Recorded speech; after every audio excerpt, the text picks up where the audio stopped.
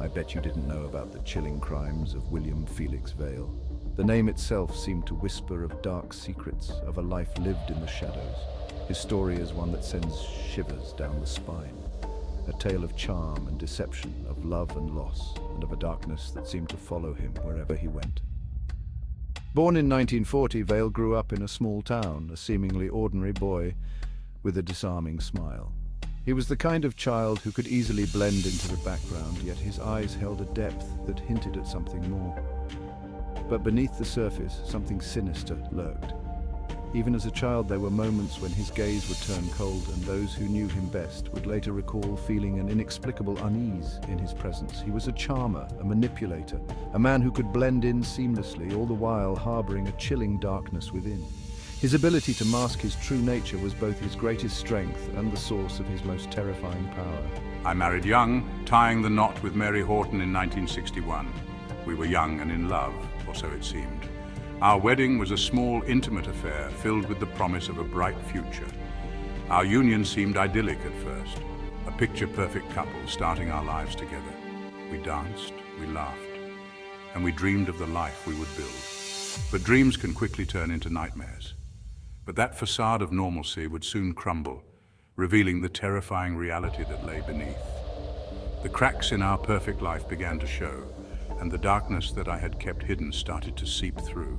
Mary's life would be tragically cut short, her death shrouded in suspicion that would linger for decades.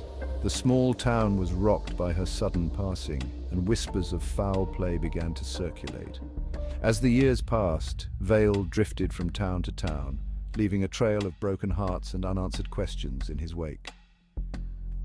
Each new place offered a fresh start, but the shadows of his past were never far behind. Two more women would vanish from his life: Sharon, Hensley, a free spirit who dared to love him, and Annette, Craver, a trusting soul who believed in his lies. Their disappearances were marked by eerie similarities, each one a haunting echo of the last. Each disappearance bore eerie similarities, each leaving behind a chilling echo of the past. The pattern was unmistakable, yet Vail managed to evade suspicion, his charm and cunning keeping him one step ahead.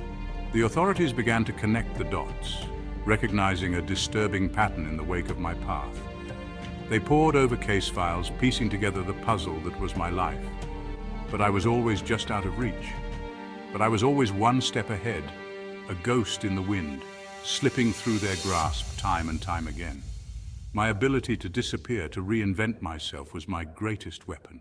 For decades, he lived a life of freedom, his crimes unpunished, his victims forgotten by all but those who loved them most.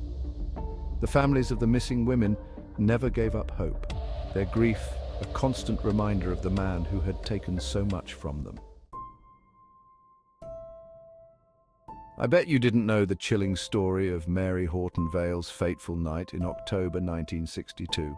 A crisp autumn evening, the air heavy with the scent of fallen leaves. The streets were quiet, the kind of stillness that only comes with the changing seasons. Mary Horton Vail, a young bride full of life and dreams, prepared for a night of adventure with her husband Felix. She was radiant, her eyes sparkling with excitement and love. They were going on a nighttime fishing trip, a romantic escapade under the stars. The river, calm and serene, seemed to promise a perfect evening. But Mary would never return from that fateful outing. The night took a dark turn, and the river that once seemed so peaceful became a scene of tragedy. Her lifeless body was pulled from the Calcasieu River. Her death ruled an accidental drowning. The news sent shockwaves through the community, yet something about the circumstances didn't sit right. There were whispers, hushed conversations about the oddities surrounding her death. Witnesses recalled seeing bruises on my body, injuries inconsistent with a simple drowning. These marks told a different story, one of struggle and pain. My family, haunted by suspicion, whispered of foul play, their concerns dismissed by authorities who saw only an open and shut case.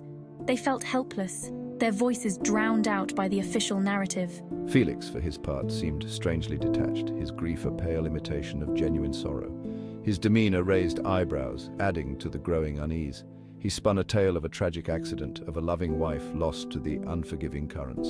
but his words felt rehearsed, lacking the raw emotion one would expect. But his story was riddled with inconsistencies, his alibi riddled with holes. Detectives noted the discrepancies, but without concrete evidence, their hands were tied. Still, the evidence was circumstantial, not enough to warrant an arrest. The case was closed, leaving many questions unanswered. And so, Felix Vail walked free, leaving behind a grieving family and a mystery that would haunt the community for years to come. The pain of loss was compounded by the lack of justice. The memory of Mary Horton Vail, the young woman whose life was cut tragically short, lingered like a ghost story, a cautionary tale whispered from generation to generation. Her smile, once a beacon of joy, now a haunting reminder of what was lost. Her death became a chilling reminder that even in the most idyllic of settings, darkness can lurk beneath the surface, waiting for the opportune moment to strike. The river, once a symbol of tranquility, now held a sinister reputation. And for those who loved Mary, the fight for justice, for the truth to be revealed, would become a lifelong crusade. They held vigils, protested, and never stopped seeking answers, determined to keep her memory alive and her story told.